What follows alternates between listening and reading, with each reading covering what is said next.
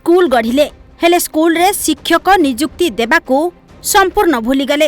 आउ एहार परिणाम भोगुछंती कुनी कुनी कोमलमती पिला माने। स्कूल तो आसुछंती हेले 5 क्लास को जड़े शिक्षक थिबा बेले किए जंगल रे पशिलानी तो किए बाहरे बुलिलानी। खाली पाटीगोल आ बुलाबुली करी फेरी जाउछंती पिला माने।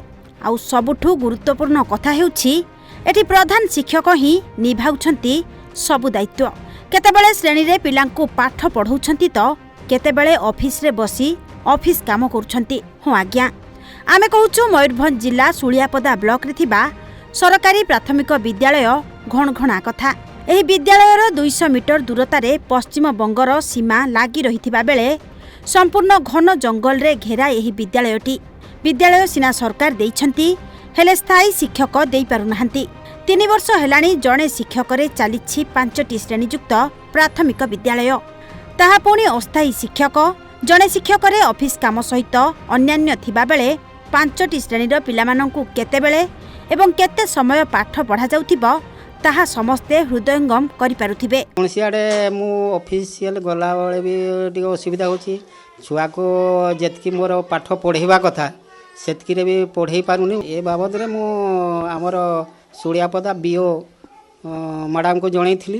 तापरे 2 जन को सी डेपुटेशन करिथिले किंतु से माने आसी एठी जॉइन करले नाही। एटा देखुन 2-3 वर्ष हैला दुईटा थिले।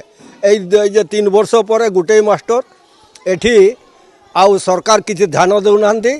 छोटिया छुआ ए एका मास्टर की करिवो। एही भली जने शिक्षक रे 6 रु 7टी प्राथमिक विद्यालय सुलियापदा ब्लॉक रे चलीथिबा जणा पड़िछि। तेबे अंचलवासी बारंबार एकाधिक शिक्षक पई अभियोग करि आसुथिले मध्य वर्तमान सुधा कौनसी सुफल मिली पारि नाही।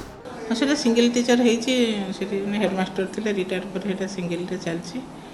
आ ताको हम एडजस्ट करि परने जेतु से क्लस्टर रे टीचर शॉर्टेज अछंती। प्रत्येक स्कूल रे 2-2 जन टीचर अछंती तेनु हम एडजस्ट करि परनु। ताको नुआ पोस्टिंग हेले सेटा फिल अप हो।